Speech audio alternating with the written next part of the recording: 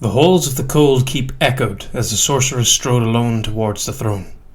The once proud city was now a ruin, its walls crumbling, torn banners of violet wafting in the dull wind. On the throne, shrouded in gloom, sat an armoured figure. "Sister," a hollow metallic voice called. The word reverberated through the hall, chilling Carina to the bone. That was a voice that had commanded the execution of thousands over the decades, many of them their kin. Carina loved her brother, but he was a blood-crazed demon. "Karsten," she replied, bowing. "It has been too long." "Indeed. Yet here you are, crawling like a worm before me. Your dragon, I notice, is wounded. Your warriors bloody and weary.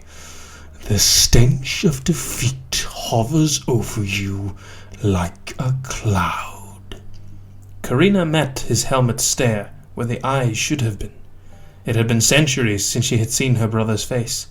The Dread Lord was ever armoured, ever ready for war. "It seems defeat has knocked on your door recently too, brother." She indicated to the walls around her, the collapsed pillars by his side. Karsten growled. "I have not been defeated. If I were, I would be dead. But it is true that there are certain niggling issues that plague me and the Cold Keep." "Uruks," Carina confirmed, knowing the tribes to the southern Badlands were ever ready to raid and pillage. "Uruks," he replied, letting the word hiss from his helm. "The green-skin curs are a determined foe. But perhaps, Carina interrupted, "you could defeat them with my help. My nose has not forgotten the scent of a deal brewing in the air, brother." Karsten laughed, deep, ominous. "Very well. Help me destroy the Uruks, and I shall aid you in your quest." Carina's face dropped in confusion. "So easy to accept, brother? Do you not wish to know what this deal entails?" At that, he rose, and she saw that under his helm his eyes blazed with arcane fury, a sight that she had never seen before. She was the sorceress, the twin who had inherited all the magic of their mother. Karsten was the martial one, the warrior. Now he too seemed to possess a magical might, and it frightened her. His next words frightened her more. "You are not the only one who hears whispers in the dark."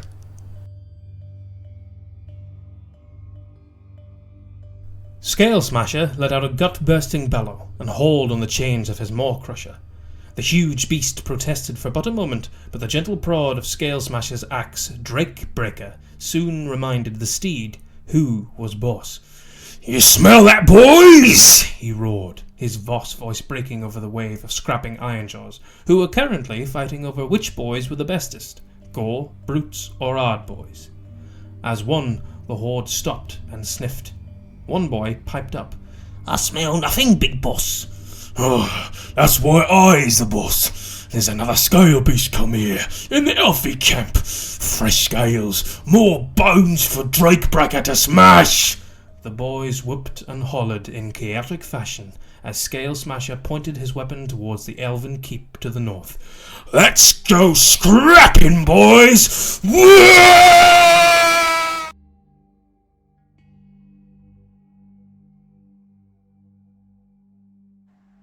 Okay, this is 1,000 points of Ironjawz for tonight's battle.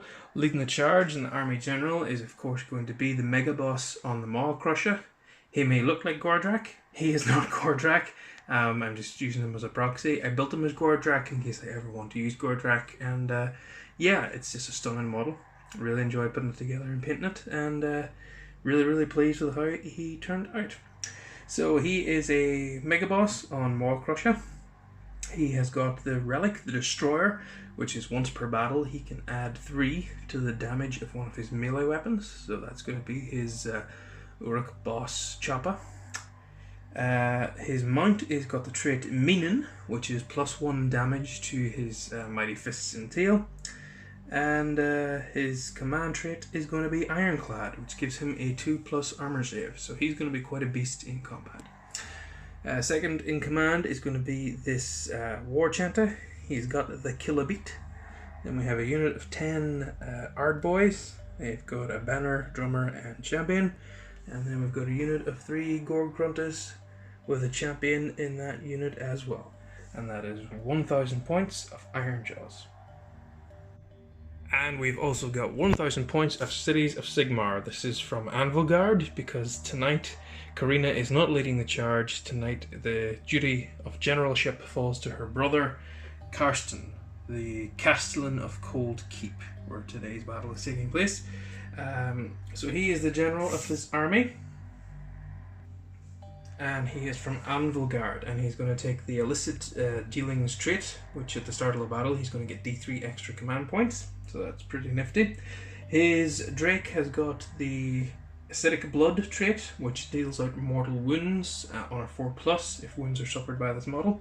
He's got the Drake Scale Cloak artifact, which gives him a 5+ shrug against any wounds or mortal wounds, and he has a command trait, but it's a secret. Ha ha ha. And his command trait is, of course, that he is a secretive warlock, and he has the spell Vitrolic Spray, which has got a range of 6 inches, casts on an 8, and any enemy model affected by it has their save reduced to 0. So it's going to be pretty nifty against a heavily armoured force like Ironjawz. So he's the general. Beside him is his sister Carina. Not expecting her to do much, judging by her track record, but she's still here. She's still going. And then we've got a unit of 20 Dark Shards, full command, and a unit of 20 Dread Spears with full command. And that is the 1,000 point force of Cities of Sigmar and Anvilgard. Okay, so we're deployed for this 1,000 point custom match play game in the campaign of the Shard of the World that was. On this flank of the battlefield we have the Darkling Covens, the Cities of Sigmar, and this time, because they are in the Cold Keep, they are following Karsten's creed, which is more akin to the city of Anvilgard. So there's a few changes to this army this time. We have the Dreadlord and Black Dragon.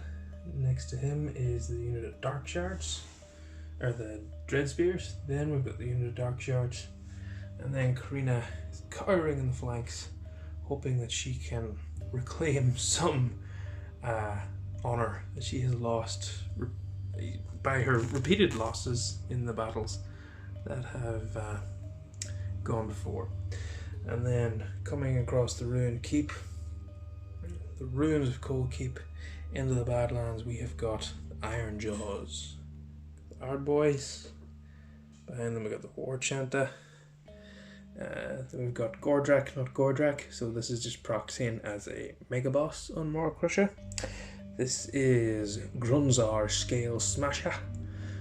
He likes to fight dragons, and yeah, that's where his name comes from. And then following him very close, we've got a unit of Gorg Grunters. In terms of terrain, we have got some damned terrain. It's a bit rock. Got a damned wall. We have an arcane rock. And then we have Sinister. Sinister, which is very befitting of the Cold Keep. And then over here we have got Mystical. So there's something magical in that tower, obviously. And then this one's just scattered terrain because I thought it was too small. So the objective of this game is that the Ironjawz have got to take the keep, which is represented by these two objectives here. So the battle is going to last 45 turns, depending if there's anything left. And at the end of the game, whichever army controls these 2 points will win the battlefield. If each army owns one, it will be a draw.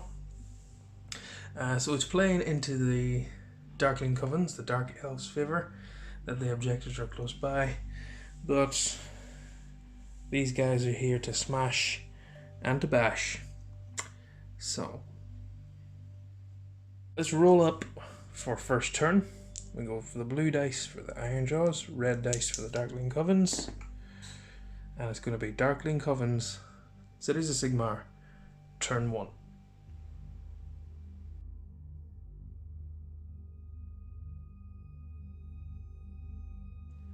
The illicit dealings for the Cities of Sigmar, they're going to get D3 extra command points. They're going to get 3, so on the first turn, they're going to have 4 command points. Pretty nice. And in what was probably the shortest turn in Age of Sigmar history, certainly for me, nothing to happen in the hero phase. Carina was too far out to use her command abilities, command underlings. So they spent a command point to run the Dark Shards up, or Dread Spears, sorry, up 6. So they formed a defensive line in front of this objective. Carina has flown over to take this objective, and the Dark Shards are forming a gun line just behind the row of spears, with space in between, because now it is the Ironjawz turn and things are going to move really fast.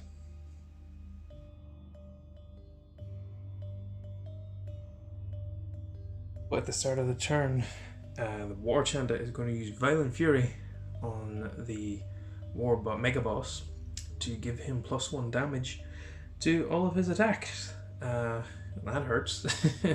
And then he's going to spend his command point to use the Mighty Destroyer's ability and move himself up 12 inches. So we'll come back after that's done. So after the Mighty Destroyers and normal moves, the Ironjawz battle line looks like this. Scale Smasher has gone screaming forward on his Maw Crusher with outside of 3 inches of the Dread Spears, who do not look like they're long for this world. Gore Grunters ran up, taking cover behind this wall. Our boys ran up, the War Chanta coming in behind. So now it's going to move on to the shooting phase. The Inert Bursting Bellow of the Mega Boss has got D6 attacks for 2. These hit on 2s. They both hit. They're going to wound on 3s. They both wound. They are rend -1. Should say it's going into the Dread Spears. And they are going to do... they're going to be saved on 5 pluses. So both failed. Not happening this round. 2 Dread Spears dead. Now it's time to move on to the charge phase. Let's see where this guy can end up. That's going to be an 8 in total, because Ironjawz always get +1 to their charge. Let's see if he can tag Karsten. So he can't just make it. He would have got up onto the top of that tower, but I wasn't going to allow that because it just doesn't make sense that he'd be up there and swinging at something that's on the bottom level. So I know it can fly, but yeah, just didn't make narrow sense for me. I think it's enough that he's going to destroy these Dread Spears in short order. So now it's time to do some destructive bulk as he comes crashing in here. 8 destructive bulk rolls, 5 pluses. That is going to be 2, so 2 mortal wounds cause that unit 2 more dead. So the start of combat phase, Karsten is going to spend 2 of his remaining 3 command points to give this unit all out assault and all out defense, because yeah, they're going to need something. So that's just 2 markers to help me remember that. And now Ironjawz is going to pile in a little bit more, and now he's going to attack with his boss, Gorehaka, and Choppa. 8 attacks the Gorehaka and Choppa. These are hitting on 3s. And that is 7 hits. These are going to wound on 3s. And that is going to be 5 wounds. These are rend -1. So we've got 5 up saves, rerolling 1s. And they're normally 2 damage, but because he's been subject to the war beat, these are 3 damage each. So 5s, rerolling 1s. None. So that is going to be 15 damage with that. So I'm just going to mark this up with a dice. 1 and 5, 15. Because then he has got 8 attacks with the Mighty Fist and Tail. These hit on 3s. And that dice is funky. So he's going to miss 3 times. And then these wound on 3s. He's going to wound twice with that. But these are 3. Rend -2 and normally 2 damage. +1 because his mount is immune to 3 damage. Plus another one because of the war chant is 4 damage each.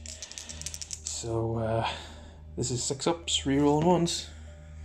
Nope, that is going to be 12 damage on top of the 15 that was already done. They're wiped. So there is now a large gap in the defences of the Dark Elf line, but Karsten is now within 3 inches of Scale Smasher. So he's going to pile in.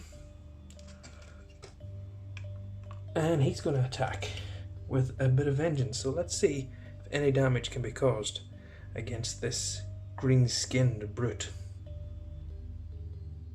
Okay, so Karsten is going to try and attack and do some damage into this Uruk brute. So let's see what he can do. He has got 6 attacks first of all with his Exile Blade. These hit on 3s. And he has hit 5 times. These are going to wound on 3s, or 4s, sorry, beg your pardon. So that's 3 wounds. There's no rend on this, and because he's an ironclad brute, he's got a 2-up save. He's going to pass all the saves, of course he does. We're then going to move on to the 3 attacks with the fearsome jaws of the dragon. These hit on 4s, and he's going to hit twice. These are going to wound on 2s. They both wound. These are rend -2, so this is a 4-up save.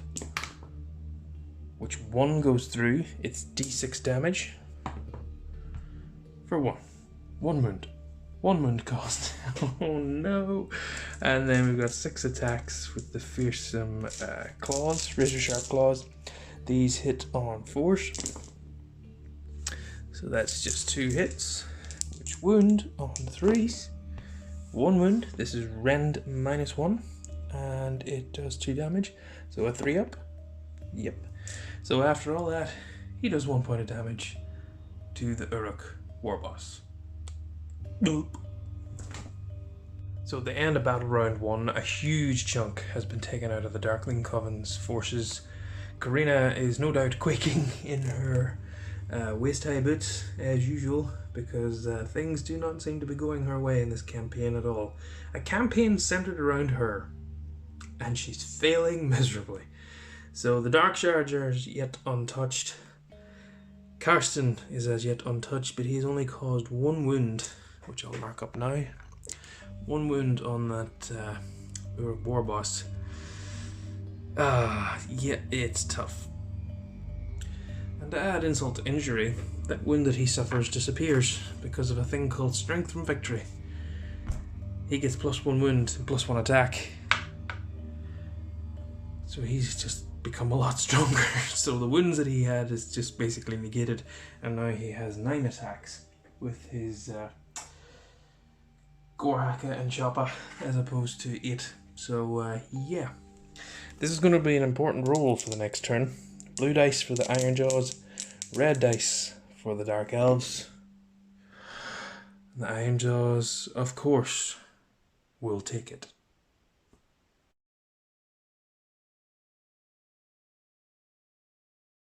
Start of the Ironjawz hero phase. This guy is going to use mighty. Well, first of all, he's going to beat them with his sticks. He's going to drum on them and give them +1 damage to their attacks. And then he's going to use mighty destroyers so that they'll move up the battlefield. Getting a little bit clogged up here in the battlefield. Just went on to the movement phase because everything was moving anyway. So these guys moved up 8. They are now looking to storm the castle and do some damage. War Chanter ran up behind, just keeping pace, and the Gorgrunt has moved from over there. And yeah, so tide of green and yellow armor getting bottlenecked in here as Scale Smasher annihilates this Dreadlord.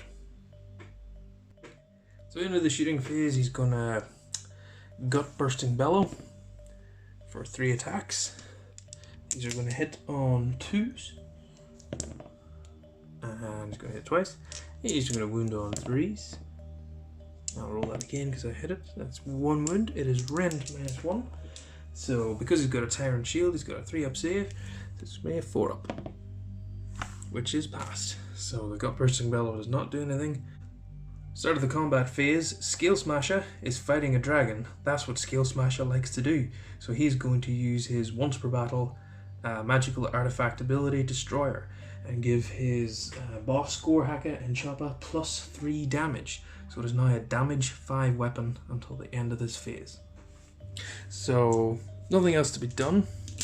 He's going to move in and attack now with his now damage 5 weapon, which he has 9 attacks because of Strength from Victory.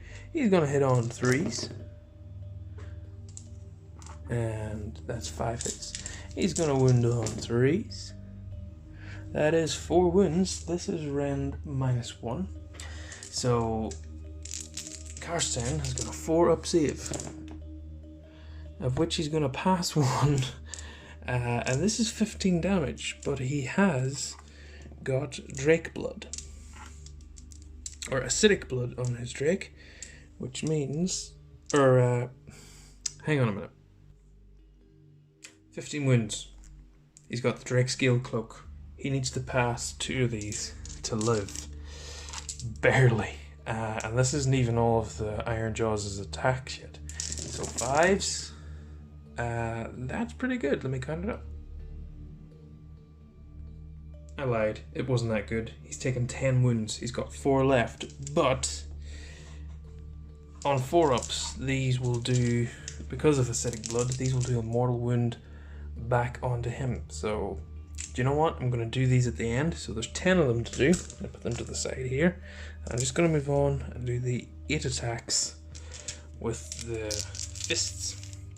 And these are going to hit on 3s. And that's another good spread of hits.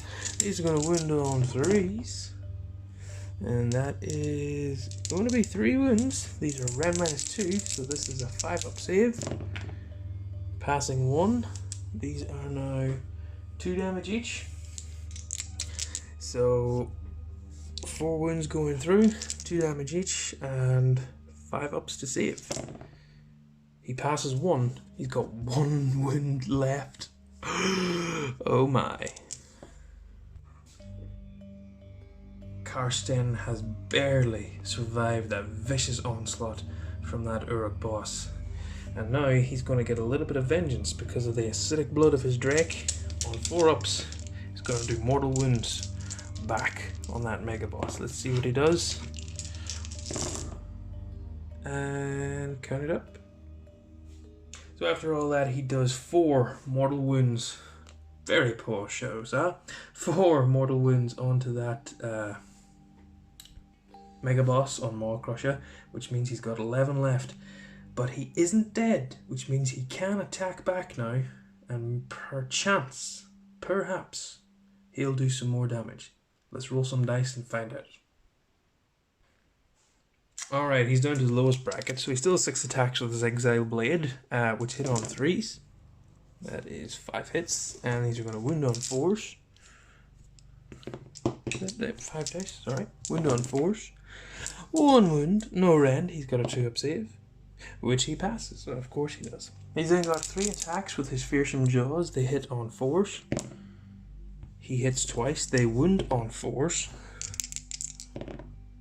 He actually wounds twice. The rend on this is still -2, so this is 4-up saves, which they both fail, and it's still d6 damage each, so 2d6 damage for 4, which means that this Maw Crusher is now taking 8.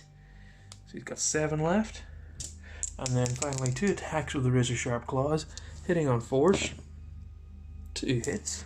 These are going to wound on 3s. 2 wounds. These are going to be saved on 3s. Both saved, so no damage done with the razor sharp claws. But he's not dead. He survived. That's the end of Ironjawz turn 2. They still haven't claimed any victory points from either of these objectives. Can they do it? Let's find out in Darkling Coven's Cities of Sigmar, turn 2.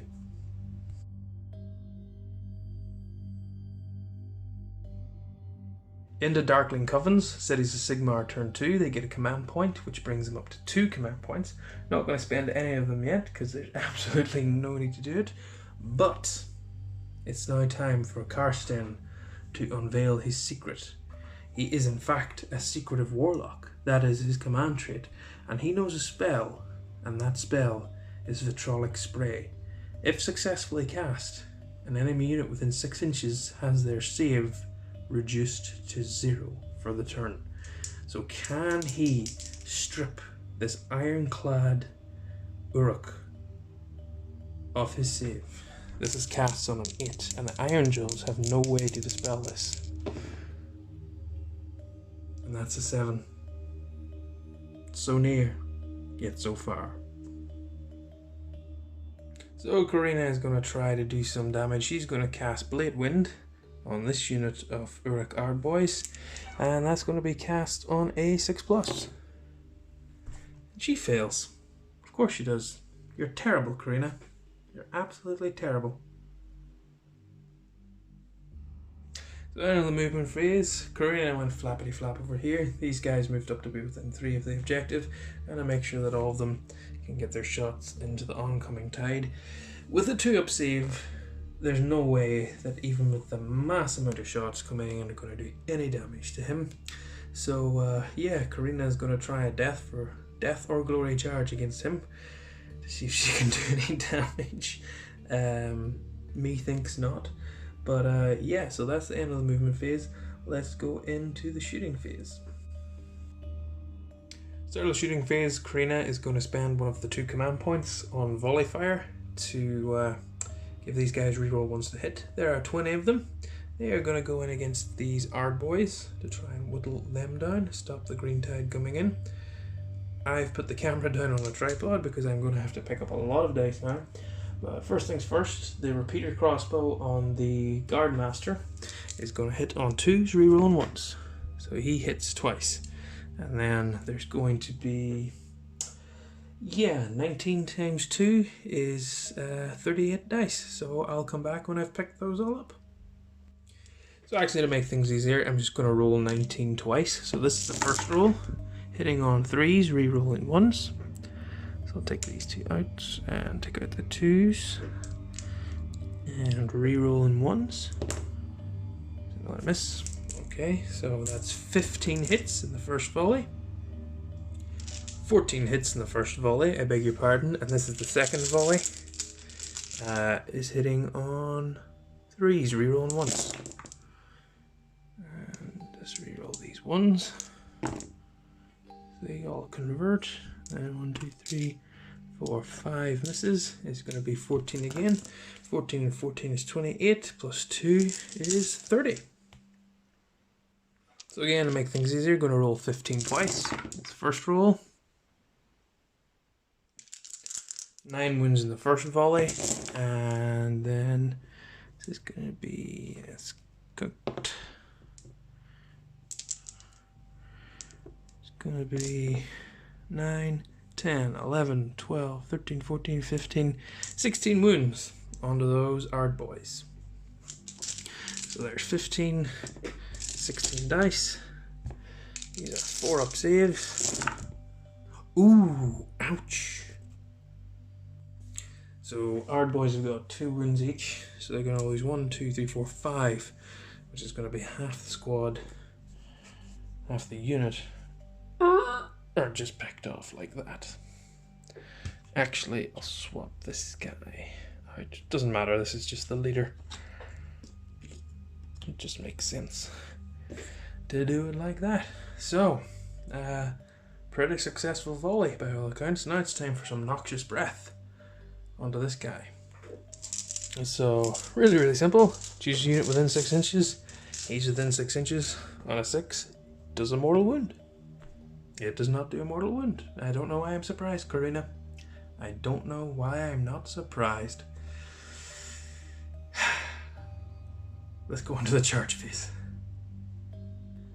So Carina has got absolutely nothing to lose. She is trying to prove herself to her brother, who has taken a beating from this Uruk boss. And yeah, she's just going to charge in there. She's 3 inches away, so as long as she doesn't roll a 2. I almost thought you were going to roll a 2, so she's in.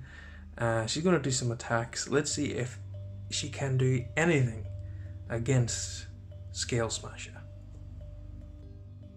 First things first, she's going to attack with her Witch Rod, which hits on a 4 and misses. She's then going to attack with her Lash, which hits on a 3 and wins on a 4. And there's no rend on that. And the save is passed. Then it's time for the Fearsome Jaws, which are going to hit on 4s. 1 hit. She's going to wound on a 2. That's a wound. It's -2 rend. 4 up save. No, so this actually does go through. D6 damage, Carina. Come on. 3 damage? That's not bad. 11 wounds taken on that Maw Crusher. It's got 3 left. 4 left, sorry. She's got 6 attacks with her razor sharp claws. Theoretically, she can do this. Hitting on 4s. And that's 5 hits. Is this her redeeming moment? Wounding on 3s. Is this her redeeming moment? 3 up save on the Maw Crusher. Needs to pass 2 of these. Fails 1. The Maw Crusher has got 2 wounds left. So the Maw Crusher is going to attack back. He's a little bit angry. He's still got 9 attacks with his Boss Gorehaka and Choppa, and he's still hitting on 3s. He only misses once. He's going to wound Carina on 3s.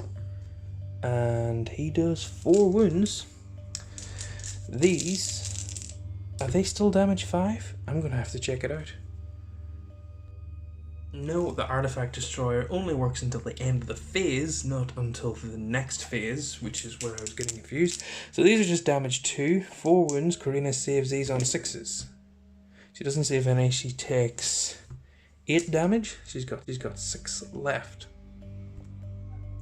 Although he is angry, he is a little bit wounded. He's got 4 attacks left with the Mighty Fists, which hit on 3s. Only 1 hit. He's not going to do it. He's not going to kill her. Wounds on a 3 and doesn't wound. Carina survives. So that was a mildly successful turn for the cities of Sigmar. Karsten is still alive. Carina has mildly redeemed herself by coming in and doing significant damage, weakening Skull Smasher. The Dark Shards made a good account of themselves, taking out half of that unit of Ard Boys. So now it's the Battle Shock phase. The Ard Boys on a 4, 5 or 6 are going to lose more guys, because with their banner they are leadership 8, losing 5. No, 5 and 3 is 8. They're fine, they're going to hold. Now we go into the very important priority roll. Red dice, cities. Blue dice, Ironjawz. Cities of Sigmar are going to take the double turn. Is this the turn of the tide for Carina? Can she actually make something of herself in this narrative? Let's find out as we go into their hero phase.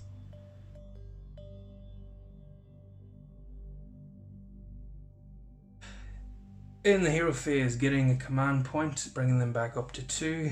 They are just going to move straight into doing some magic. So, Karsten is going to cast Vitrolic Spray first of all on an 8. Can he do it? Reduce the save to 0.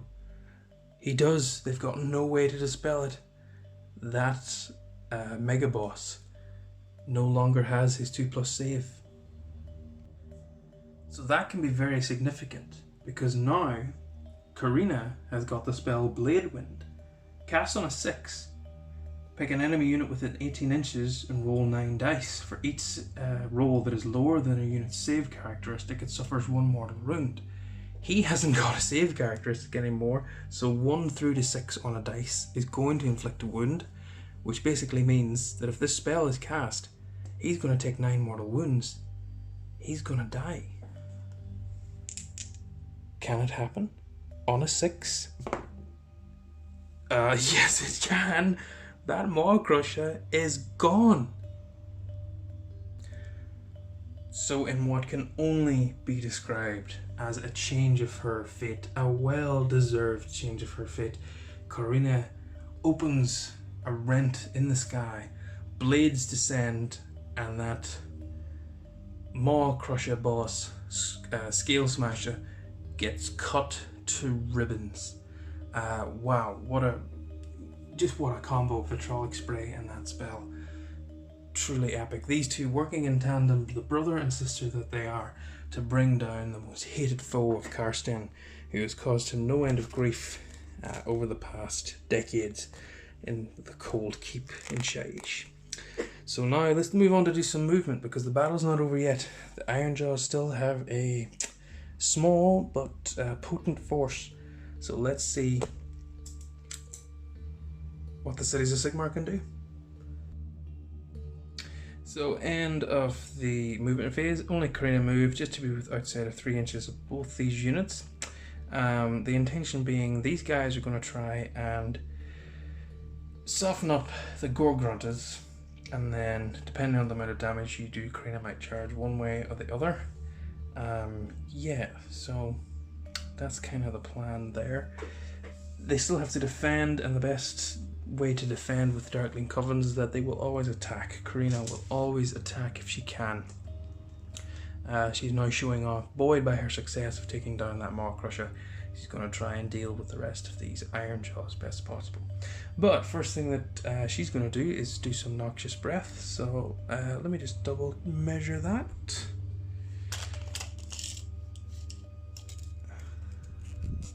Within 6 inches, it's going to be every model in that unit. So she's going to roll 5 dice, and on 6s, whoop, she's going to roll 5 dice, and on 6s, she's going to do mortal wounds. She does a mortal wound to that unit. Pretty nifty. Then the shooting phase, same thing again, spending a command point, giving these guys volley fire. They're all wholly within 12 inches of her, and they're going to target this squad, this unit here of Gore Grunters, to try and whittle them down. So yeah, let's move on to the shooting phase. Okay, same again, set the phone up on the tripod so I can roll dice. So Guardmaster hits on 2s, rerolls once. He hits twice, and then we're going to do 19 dice for the first volley. There's 19 dice the first volley, hitting on 3s, rerolling 1s. Funky dice.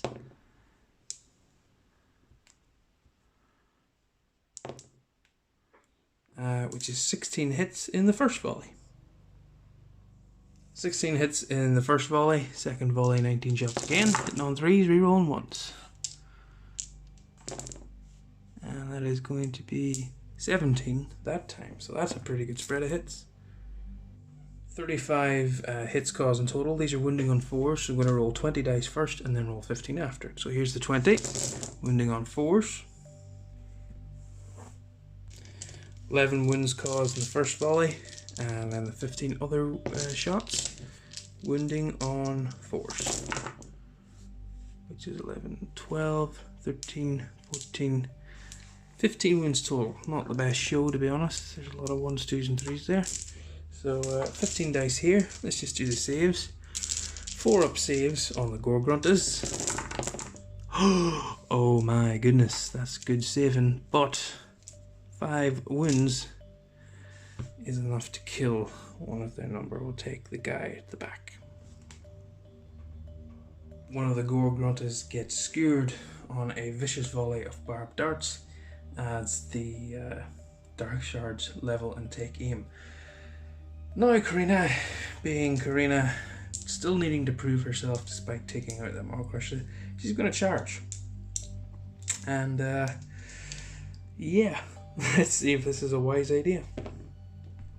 It's going to go 7 inches, so she'll just tuck in this way so that she's touching the castle. And yeah, let's do some attacks. Carina is going all out. She's got nothing to lose, so she's going to spend the last command point on all out assault. And yeah, she's going to attack these gore grunters. She's got one attack with her witch rod, which hits on a 4, and that actually hits this time. It's going to wound on a 3, and doesn't wound. Of course it doesn't. She is then going to use her Witch Lash, which hits on a 3, and reroll once, and then wounds on a 4. Nope. And then Fearsome Jaws, hitting on 4s. 2 hits. These are going to wound on 3s. They both wound. These are the big ones. Rend -2, 6 up saves. 1 saved, of course, and then d6 damage. 5. She just gulps down one of those gore grunters. Yikes. And then she has got 4 attacks with her fearsome, or with her razor sharp claws. These are going to hit on 4s. They're going to hit 3 times. They're going to wound on 3s. They're going to wound 3 times. Can she do it? Can she wipe them out?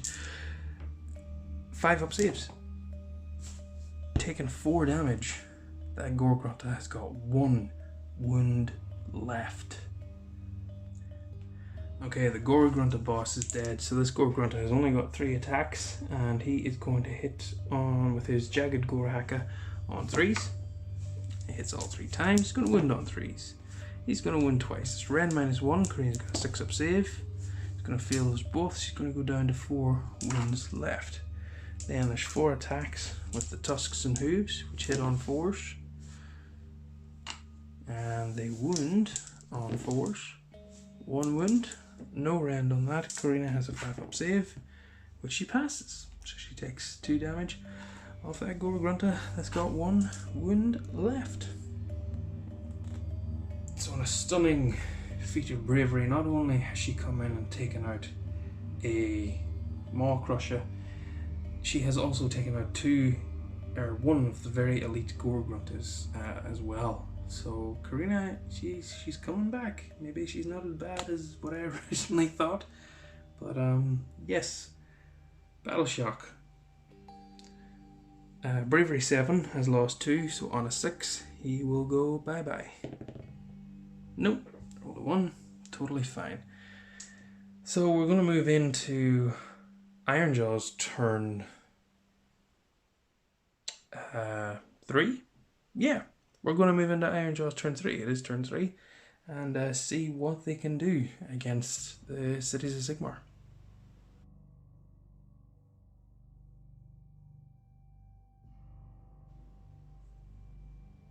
Okay, so in the Ironjawz hero phase, this guy is going to bang bang sticks onto them to give him +1 damage to all his melee attacks, and then using the command point, he's going to use Mighty Destroyers. That gore grunter is just within 12 inches, so he gets to attack for free, and with +1 damage perhaps he can take Carina out. 3s and 3s with the jagged gore hacker. 2 hits. 1 wound. Not going to be enough for that. This is saved on a 6. No, she takes 2 damage. She's going down to 2 wounds left. 4 attacks with the tusks and hooves. 3 hits. 3 wounds. She needs 3 5-ups because these are 2 damage each. No, not enough. Carina is brought down once more. That wounded and bleeding gore grunter rider swings his jagged gore hacker in fury and takes Carina down, but is it enough?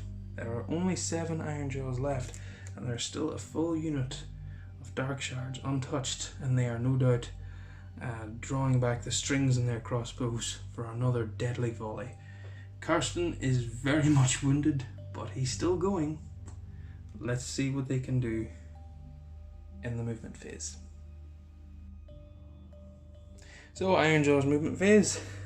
Yeah, get in focus. There we go. He ran, only got an inch, so he's tittering up the back, still banging the cork and mork sticks. Our boys are eyeing up a charge into this unit, hoping to get close to that objective, and the Gorgrunta is looking to strip the last wound of Karsten. Can the Ironjawz snatch a victory? To be honest, it's anyone's game. There's no shooting anymore, so we're just going to go straight into the charge phase. These guys, because their drummer is still alive, have got +3 to this charge, which is definitely going to make it in. Now the Gorgrunta is also in. Let's do some moving. So our boys move this way to get closer to that objective, hoping to take enough of these dark shards down that they can do the damage. Meanwhile, this Gorgrunta with 1 wound left has charged in and is hoping to take out Karsten. He's going to spend a command point on all of defense in the hopes that he can survive this vicious attack. So yeah, let's see what we'll do. Gorgrunta is going to go first. The Gorgrunta gets 3 attacks on the charge with his Jagged Gore Haka, and these are going to hit on 2s and wound on 2s because he charged, and because that's the special rule I have. So he's hitting on 2s. He hits 3 times. He's going to wound on 2s. He's going to wound 3 times. These are rend -1. Karsten has got a 3 up save normally, so it's going up to a 4 up. He saves all of those. My goodness me. 4 attacks now with the tusks and hooves, because a charge hitting on 3s. 2 misses, wounding on 3s. No, he couldn't do it. He couldn't take down the dragon. The dragon still lives. My goodness. This is truly something for the books.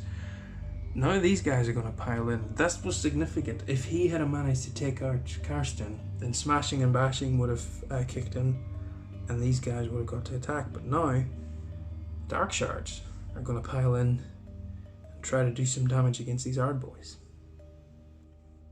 So I think I'm right in saying this. Correct me in the comments if I'm wrong, but because of large units and funky pile-in rules, you have to pile into the closest enemy unit, which for these over here is that Gorgrunta, which means that rather than break coherency, they elect not to pile in, whereas these guys do pile in. There are 6 of them that are within range, so that is 6 attacks, and their measly daggers are 5s and 5s. That's 2 hits, and that's going to be 1 wound. 1 4-up save. No, and one of them was already wounded. Ironjawz goes night-night. Okay, so then the Ard boys piled in. They're going to attack. There is a boss still in that squad, so he gets 4 attacks plus 2 from the other 3 is 10 attacks total, hitting on 3s. We'll take out these 1s and 2s, and wounding on 3s. It's going to be 4 wounds, rend -1, which takes these guys up to a 6-up save. I'm going to fail them all, so 4 dark shards are going to die. 4 dark shards have died in exchange for 1 Ironjawz, which means that this is now the only combat to be fought. He's got 1 wound left. He's still going. It's been a long one. This is quite exciting. So he's got his Exile Blade. He hits on 3s, and he only hits twice. He is wounded. He's going to wound on 4s. He wounds once. This is enough. 4-up save. No, he takes him out with 1 sweep of his Exile Blade. That Gorgrunta is dead. Wow, what a turn up for the books. Yeah, things were not going what I had expected for the Ironjawz. I expected them to charge in there and just murder, death, kill everything. But they did take out Carina this turn, so that's a sizable chunk. But let's do some battle shock. So the Ironjawz can't fail. They've got a leadership of 8. the Dark Shards have lost 4. And their leadership, I want to say, is 7. Their leadership is in fact 7, so on a 4+, they're going to lose some more guys. No, holding a 1, they're firm. So we'll tidy all this up and we'll go into priority roll. So at the minute, it's anyone's game. The Ironjawz have the potential to do the damage they need to get a wipeout and win. They still have the War Chanta. Whew. Priority roll off. Blue dice Ironjawz, red dice Darkling Covens. Ironjawz double turn. Can they do it? Let's find out.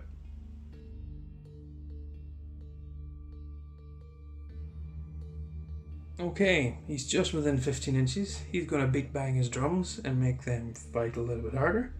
And because he's within 12 inches, he's going to use his Mighty Destroyer's ability on himself because he's too far away to use it on them. And he needs to charge because he's 12 inches away. Why not? No, failed. Okay, waste of a command point, but better than nothing. So let's do some movement, come back. Okay, so in the movement phase, he just moved up 4 inches, so he's now within 7. So the only thing left to do is charge. He needs a 6. Not enough. He doesn't get in. Oh my. So it's going to be over to these Ironjawz. These Ard boys. Sorry, I keep calling them Ironjawz. The whole army is Ironjawz. It's late. I'm tired. Okay, these Ard boys are attacking. They've got 10 attacks. They're +1 damage now because they've been war drummed up.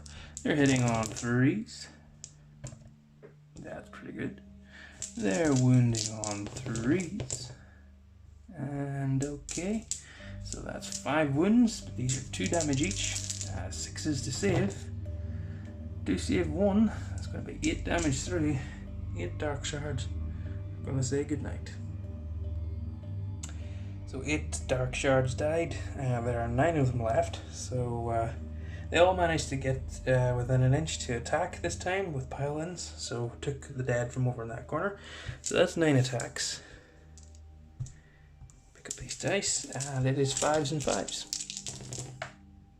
And 3 hits. And 5s. 2 wounds, not bad. 4 up saves. 1 goes through. 1 Ironjaw. 1 Ard boy takes a wound. Okay. So battle shock for the Dark Shards. They're going to lose 1 plus d6. They're going to lose 2. Not bad. Take these 2. Yeah, so that is it for Ironjawz turn 4. They do take this objective because, or do they? Let's find out. Within 6 inches, they've got 4 models. The Dark Shards still have 5, so the Dark Shards are still holding that objective. The Ironjawz haven't taken it yet. So let's see what they can do. What retaliation can they have in their turn?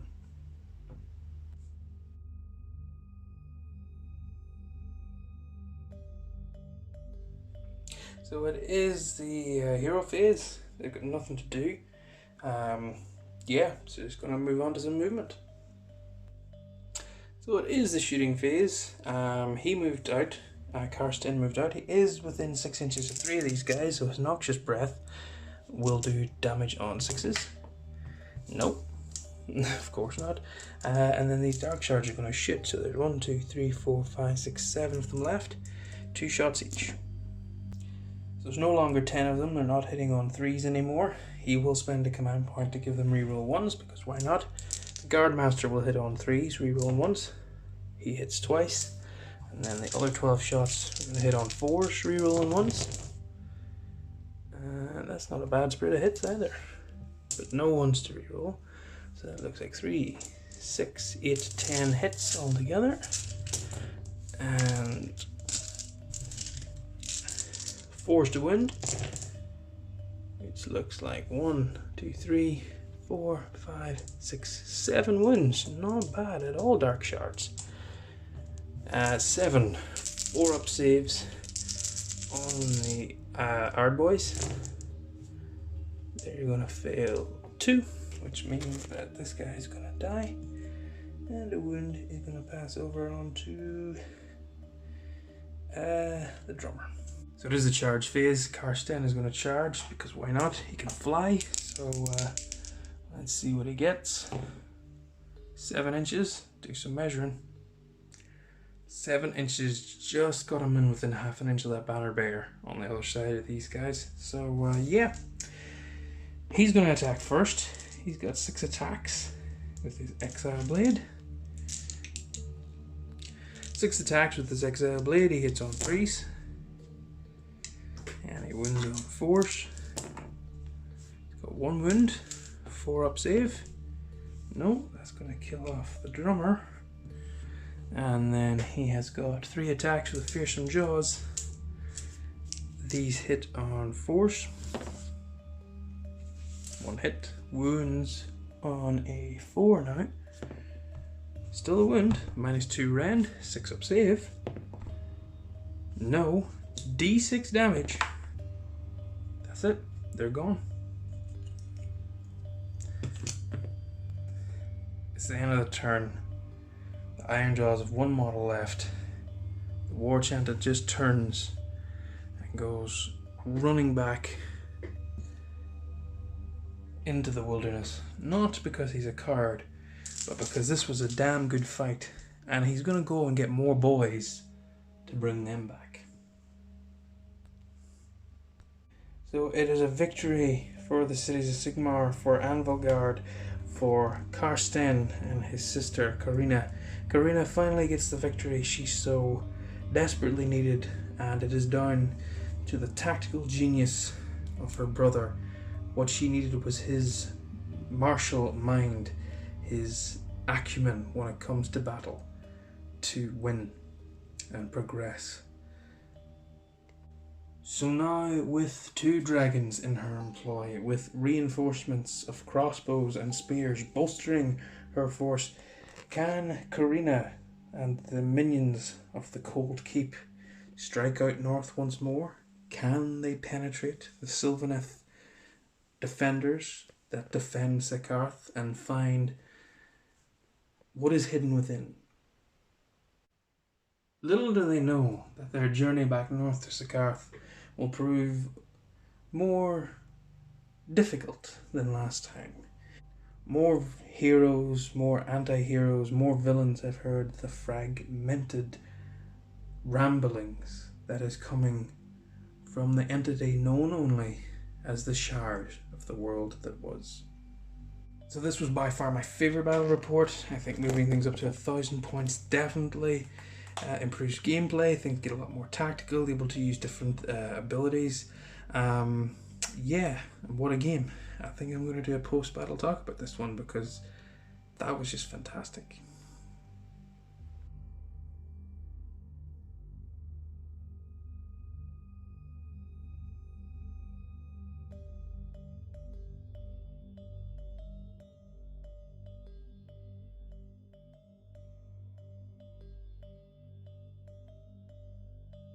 Scale Smasher had to kill 30 of his boys after his defeat at the hands of the sorceress.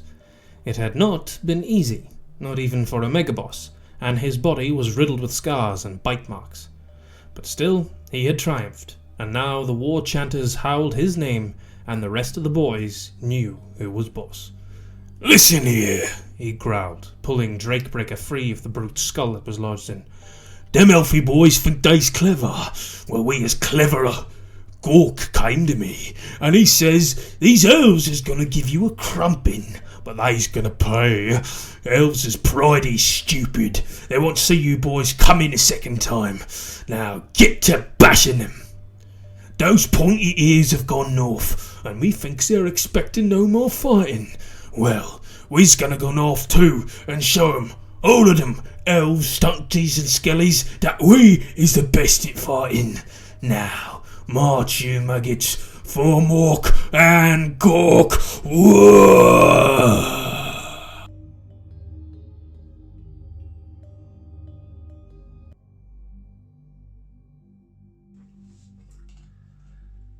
So, post-battle talk, yeah. I'm sweating because it's very, very warm in this house because the heat seems to be constantly blasting at night. But there you go. That's neither here nor there. So she did it. She finally did it. She finally won a battle in a campaign that is centered around her. A little bit of the reasoning behind that is because she is the first model that I've painted for Age of Sigmar since I got back into Age of Sigmar. I played Age of Sigmar briefly whenever 2nd edition first came out. I had about 1,000 points of Fire Slayers, and me and a friend I knew played it together, but I don't know, at that point I think it was still finding its feet. I think there were still some teething issues coming from 1st edition. There was a lot of battle tomes that needed updated, and there was just a lot of there was just some things that it just wasn't as easily accessible as it is now. So like, to be honest, I think the main thing was the lore brought me back into it, because the Marathi book is just fantastic. And I know some people will whinge and say, oh, they're just bringing back old heroes, they should regurgitate new heroes, but well, my opinion of that is, if it's not broke, don't fix it.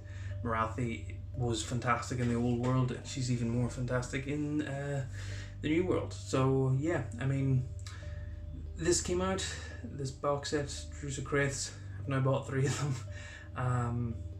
I've always loved Dark Elves, used to have a Dark Elf army for Warhammer Fantasy. This got me back into Age of Sigmar, and as you can see behind me, it's sort of spiraled out of control ever since. But it's just good to play a fantasy miniatures game with dragons and orcs and elves in a setting that has become increasingly more about dragons and orcs and elves as opposed to about Stormcast, which I have thoughts on. I mean, I get why they're there, but I know, yeah, doesn't matter. So anyway, post-game talk. 1,000 points, definitely a lot better. Even solo play, I think 1,000 points, it's a bit longer, but it's it's still, there's still that tactical element, there's the randomness element. I'm playing against myself, it's not ideal. The pandemic isn't ideal in general, but I think I'm slowly building up. I've got 1,000 points of Cities of Sigmar, Dark Elves. I've got 1,000 points of Maggotkin, 1,000 points of Slaves to Darkness, 1,000 points of Ironjawz, which are still in the box, so they're not built yet. 1,000 points of Slaanesh, 1,000 points of Daughters of Cain, 1,000 points of Ironjawz, and 1,000 points of Lumineth. So that's Cities, Lumineth, Ironjawz, Ironjawz, Slaanesh, Maggotkin, Cities. 7-8 armies at 1,000 points. So I mean, that'll keep me going now for quite a while. I kind of went on a painting and buying binge. 1,000 points definitely better. A lot more to think about. The Ironjawz are they're not a glass cannon. They're not a glass hammer, because they hit hard and they do stay as well because they have the armor. What I think lets them down is the inability to... I mean, you're missing out an entire phase with the shooting phase. That's just gone. There's no way to do damage with the Ironjawz. There are very few ways to do damage with the Ironjawz that doesn't end with damage coming back to you, because unless you can wipe a unit out entirely, which the Maw Crusher did do, the enemy are going to attack you back. I mean, I think the best case of that was whenever the Maw Crusher didn't kill Karsten in the first instance. He just was able to do those mortal wounds back with that ability. There's no way to shrug mortal wounds for Ironjawz, really. So that's kind of a bonus. And then no magic defense in this army. I do have a weird knob shaman, just haven't painted them up yet. So, is it a weird knob shaman? Yes, Weird Nub Shaman. I have one. I just haven't got him painted up yet. But he'll replace the War Chanter. War Chanter's quite good, actually. Always saw that model in the Start Collecting box set, and I was like, do I want it? But yeah, no, really, really good model. Enjoyed his ability to give +1 damage. Quite potent, actually. So yeah, bigger units of Dark Shards, bigger units of Dread Spears. Not that the Dread Spears take much. But no, definitely the way to go. I think Cities of Sigmar thrive on big units. Which brings just on this now. Dragons hitting on 4s. I don't get it. I think they should hit on 3s. I think that War Scroll just needs to be updated. And literally, I think that's the only thing that needs to change. I just think they need to have that extra push to hit, because I think dragons are a little bit more a little bit more martial than that. I don't think hitting on 4s, I mean, State Troopers can hit on 2s, but a dragon can only hit half the time. It just doesn't make sense. I know that you can argue that the damage output's a little bit higher, but it's d6 damage, which, I mean, most of the time you roll a 2 or a 3, so unless maybe that's the way to combat it, maybe keep it at a 4 to hit and make it flat 3 damage, so at least you're kind of guaranteed the 3. I don't know. I just hitting on 4s to me with a dragon, it just doesn't make sense. Because it doesn't take much to have, like Slanesh have -1, Ironjawz have -1 to hit. There's different, that's gonna happen. So that, a dragon is gonna start hitting on a 5. Yeah, to me that just doesn't ring true. But I mean, there's combos and ways to get around it. This is more a post-battle ramble than a warm-up, but yeah, no. So it's now almost 1:30 in the morning, and I'm gonna go to bed. So thank you very much for watching. Hope you enjoyed this battle report. Hope you're enjoying the narrative. I'm enjoying putting it together. It gets me building and painting. It gets me playing games. So yeah, hopefully soon I'll be able to do it with other living people. But until then, happy wargaming.